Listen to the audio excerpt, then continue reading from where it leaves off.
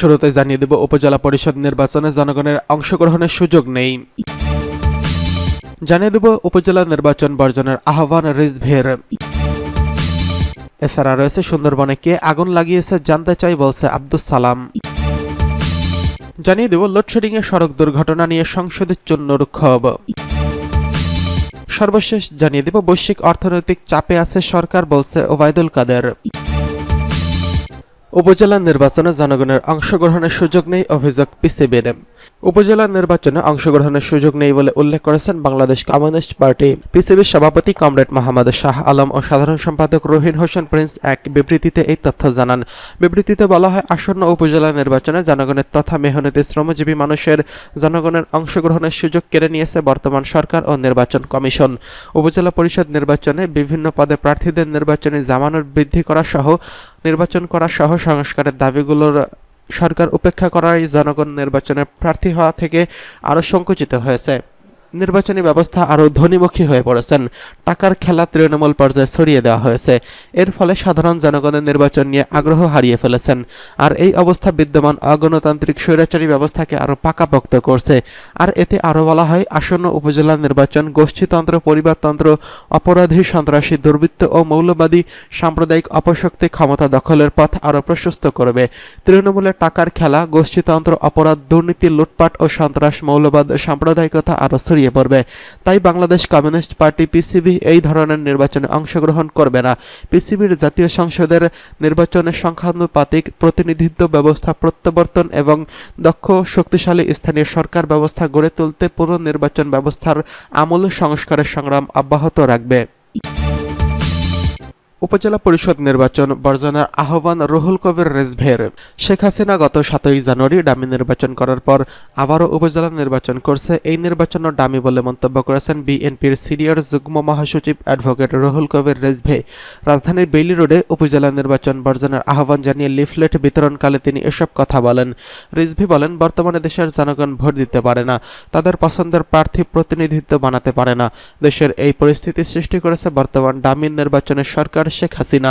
তিনি এই পরিস্থিতি কেন করছেন? কারণ তিনি এদেশে সাম্রাজ্য হয়ে থাকতে চান। ব্যাংক লুট করার জন্য, বিদেশে টাকা পাচার করার জন্য এসব করছেন। তিনি বলেন, এই ডামি নির্বাচনের কারণে দেশের গণতন্ত্রকামী কোনো দল এই নির্বাচনে অংশগ্রহণ করবে না। এই সময় তিনি দেশের জনগণকে আহ্বান জানিয়ে বলেন, আপনারা এই ডামি নির্বাচন সরকারের অধীনে এই ডামি নির্বাচনে অংশগ্রহণ করবেন না। এ সময় আরও উপস্থিত ছিলেন বিএনপির স্বাস্থ্য বিষয়ক সম্পাদক রফিকুল আলম মজনু এবং স্বেচ্ছাসেবক দলের সহসভাপতি ডাক্তার জাহিদুল কবির, যুব দলের সহসভাপতি কাদের সিদ্দিকী প্রমুখ। সুন্দরবনে কে আগুন লাগিয়েছে জানতে চাই বলছে আব্দুস সালাম।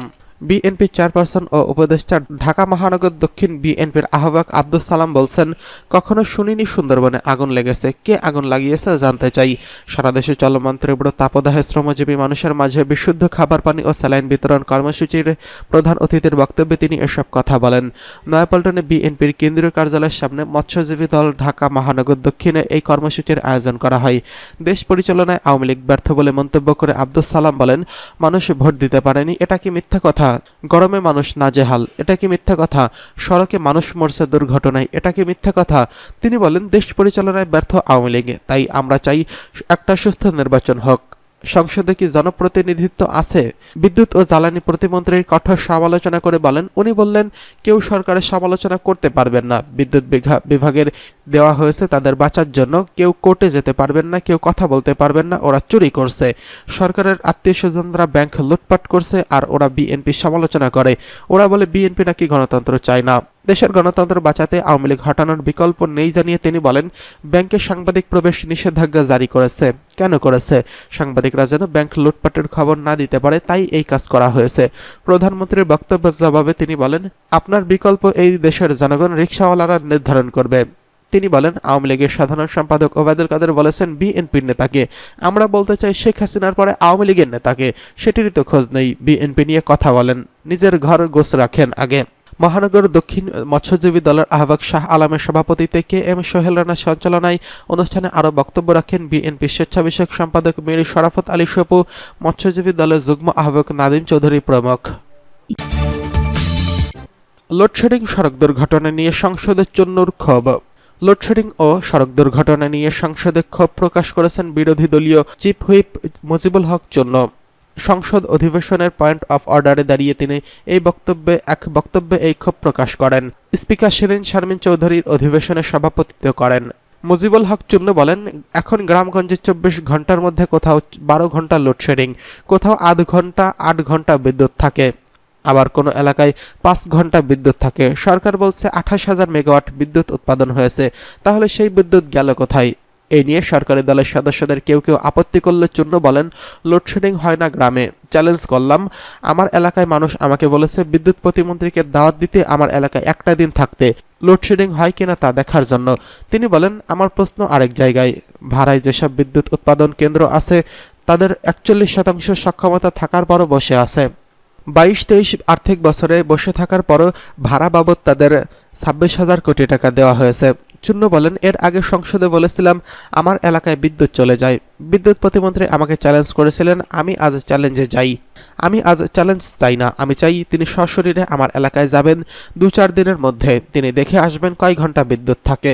তিনি বলেন, দায়মুক্তি দিয়ে যেসব চুক্তি আমরা করেছি সেগুলো দয়া করে প্রত্যাহার করুন। বিদ্যুৎ উৎপাদন না করে বসে বসে জরিমানা দেওয়া হবে, এই চুক্তি বাতিল করুন।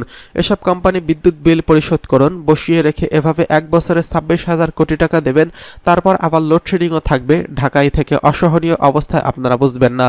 তিনি আরও বলেন, বিদ্যুতের অপচয় বন্ধ করুন, বিদ্যুতের দাম বাড়াচ্ছেন। বিদ্যুৎ মন্ত্রী একটি সুন্দর কথা বলেন, সমন্বয় মানে মূল্য বৃদ্ধি। এই সমন্বয় আগামী 3 বছর বারবার করবেন। ভর্তুকি তুলে নিলে বিদ্যুতের দাম দ্বিগুণ হয়ে যাবে। 2 বছর 3 বছর পর পর মানুষ কিনতে পারবে কিনা আমি জানি না। আমি বিদ্যুৎ প্রতিমন্ত্রীকে বলবো, শুধুমাত্র দাম না বাড়িয়ে এমন কিছু পদক্ষেপ নিন যাতে জনগণের উপর চাপ না পড়ে। একটি সহনীয় অবস্থায় আপনারা সরকারেও থাকতে পারেন, আর বিদ্যুৎও যাতে পাওয়া যায়। বৈশ্বিক অর্থনৈতিক চাপে আছে সরকার, বলছে ওবায়দুল কাদের। সরকার বৈশ্বিক অর্থনৈতিক চাপে ও সংকটে আছে বলে জানিয়েছেন আওয়ামী লীগের সাধারণ সম্পাদক, সড়ক পরিবহন সেতুমন্ত্রী ওবায়দুল কাদের। তিনি বলেন, যুদ্ধের কারণে বিশ্বে যে অর্থনৈতিক সংকট চলছে তা বাংলাদেশেও আছে। এর প্রভাব থেকে বাংলাদেশ মুক্ত নয়। যেমন দ্রব্যমূল্যের যে চাপ তা তো অস্বীকার করার উপায় নেই। রোববার দুপুরে রাজধানীতে ধানমন্ডির আওয়ামী লীগ কার্যালয়ের সভাপতির রাজনৈতিক কার্যালয়ে এক সংবাদ সম্মেলনে এসব কথা বলেন দলটির সাধারণ সম্পাদক ওবায়দুল কাদের। তিনি বলেন, আওয়ামী লীগের সঙ্গে যুক্তরাষ্ট্রের কোনো সংঘাত নেই, তবে সত্য বললে তাদের স্বার্থে আঘাত লাগলে কিছু করার নেই। ভিয়েতনামে যুদ্ধের সময় যুক্তরাষ্ট্রের কলম্বিয়া বিশ্ববিদ্যালয় সহ বিভিন্ন বিশ্ববিদ্যালয় প্রতিবাদ দমনে যে আচরণ করা হয়েছিল, এই নির্মম আচরণ এখনও করা হচ্ছে। আমাদের দেশের মানবাধিকার নিয়ে তারা কথা বলে, আমরা কি এসব বলতে পারবো না? ওবায়দুল কাদের বলেন, আমাদের দেশে তারা যে দৃষ্টিতে মানবাধিকার দেখে সেই দৃষ্টিতে নিজেদের দেশে দেখবে না কেন? তাদের সঙ্গে আমাদের বন্ধুত্ব নেই এমন কথা আমরা বলিনি। সাধারণ সম্পাদক আরও বলেন, প্রতীক ছাড়া নির্বাচন করলে নির্বাচনটি আরও বেশি গ্রহণমূলক ও প্রতিদ্বন্দ্বিতাপূর্ণ হবে। এই ভাবনা থেকে আওয়ামী লীগ স্থানীয় সরকার নির্বাচনে প্রতীক বরাদ্দ স্থগিত করেছে।